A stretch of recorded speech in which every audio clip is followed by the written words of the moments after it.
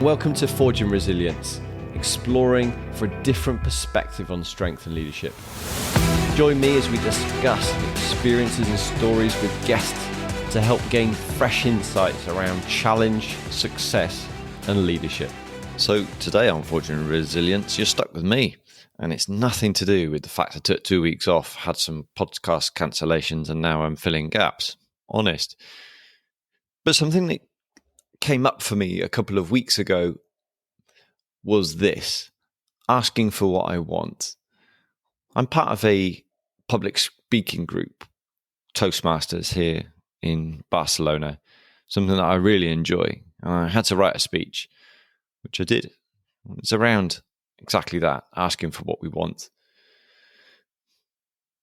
After delivering it in public, I could see that there's a lot more than just a speech. There's a lot of lessons in this for me, which obviously came out during the speech.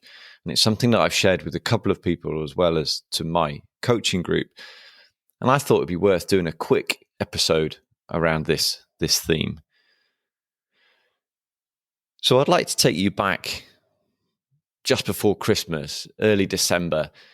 It was a cold winter afternoon here in Catalonia with the winds blowing. The temperatures had dropped and it really was quite fresh for this corner of the world. And that afternoon, I took out made two sandwiches for my kids, put them in my bag, closed up the house as I left the warm comfort of my home, and made my way down to pick my kids up from school. On the way down, my hands were thrust deep into my pockets and my jacket was zipped all the way up as I braced against this strange and often rare winter cold here. But nevertheless, I wasn't the only one. And as I arrived into the school playground, saying hi to lots of other cold parents, I noticed out the corner of my eye a table. This table was set up and it was selling popcorn, hot chocolate and cakes in an attempt to raise money for the school library. There's a big long queue, maybe 30 parents at that time already anticipating their kids coming out and asking for what was being sold.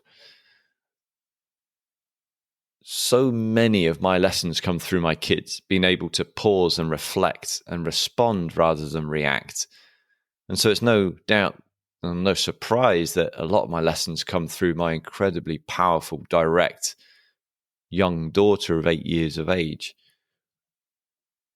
This is just another example of that. She was the first one out, my two kids out of the school that day. And as she came over to say hi to me, and I got down onto my knees to give her a hug and a kiss, her head pivoted as her nose caught the smell of warm popcorn on a cold afternoon, and she saw exactly what was going on. In my mind, I was already thinking, oh no, another argument. I know what she's going to ask for. And she did. Dad, can I have some popcorn? To which my response was, not today, love, no. I've made you a sandwich, and besides, I haven't got any money. She paused for a minute, looked me directly in the eye and told me, that's okay, Dad. I'm going to see if I can get some anyway.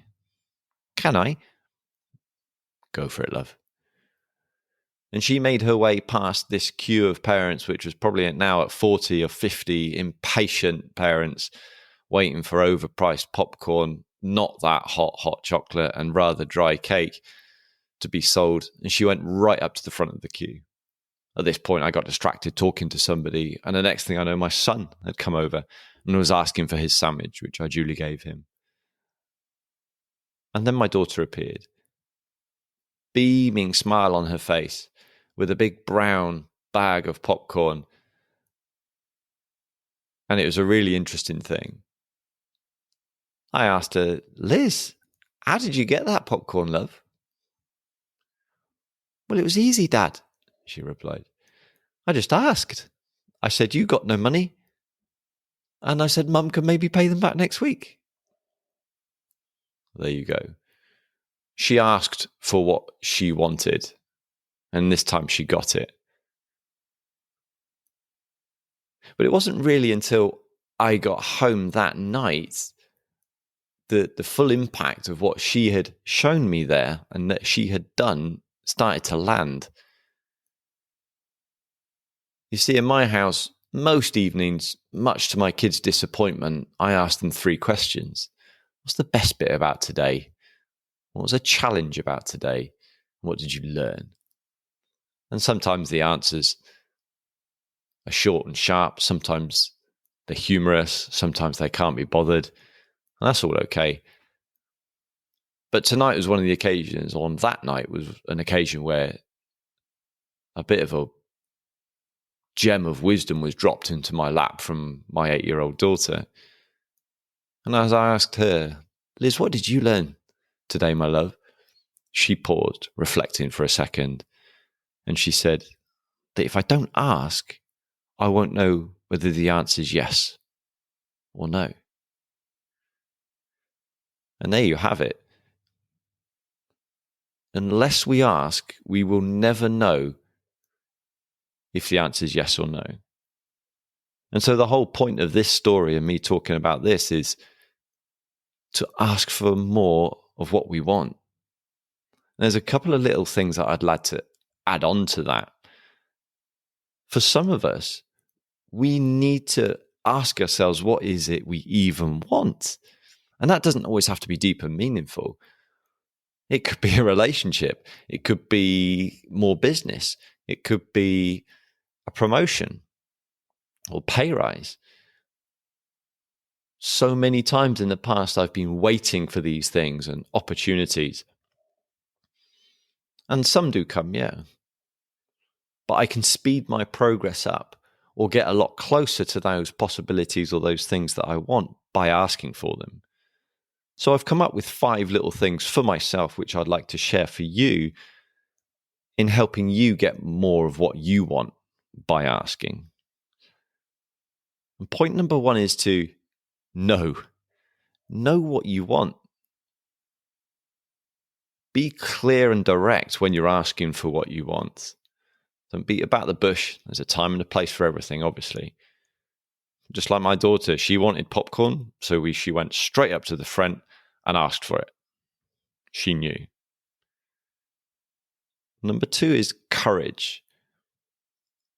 Asking for what we want and feeling the potential for rejection or humiliation can feel massive. So it takes courage. But we can't wait for courage to come to us. It's something we have to lean into before we feel ready. We have to do the equivalent of walking past 40 cold, bored parents and feel their eyes boring into the back of our head, or feel the rejection when we get told, no, you can't have popcorn, it costs €1.50.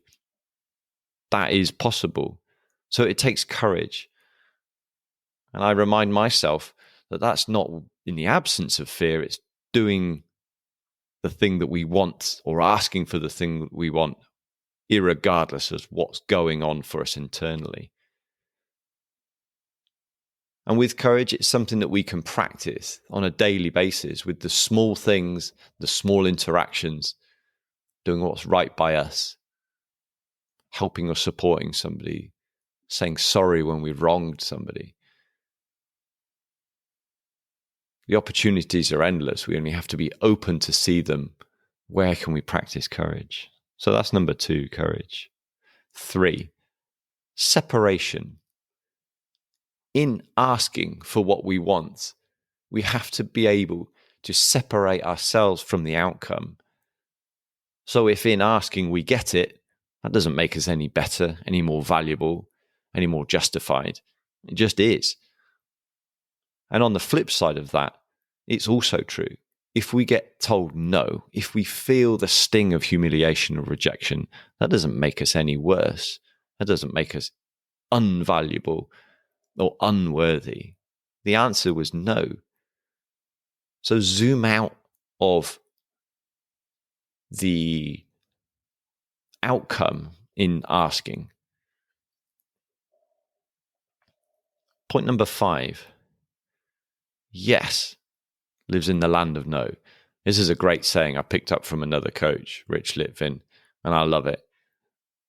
So in asking for what we want, lots of times the answer is going to be no, but sometimes it's going to be yes.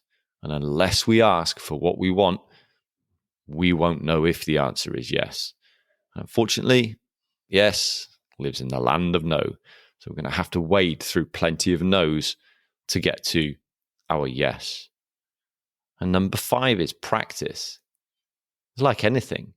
These opportunities, the things that we want, they're going to take practice. But I think that breaking it down into those 5 points and being able to practice them individually, potentially, on their own before we ask for our big ask, we get ourselves a lot closer to getting what we want. So if that was interesting for you guys and you'd like a bit more help getting closer to what you want, then reach out via the messages here through Spotify or Buzzsprout, or reach out to me on LinkedIn or Instagram. The links are in the show notes. And let's have a conversation. Let's see if I can help support you in getting what you want.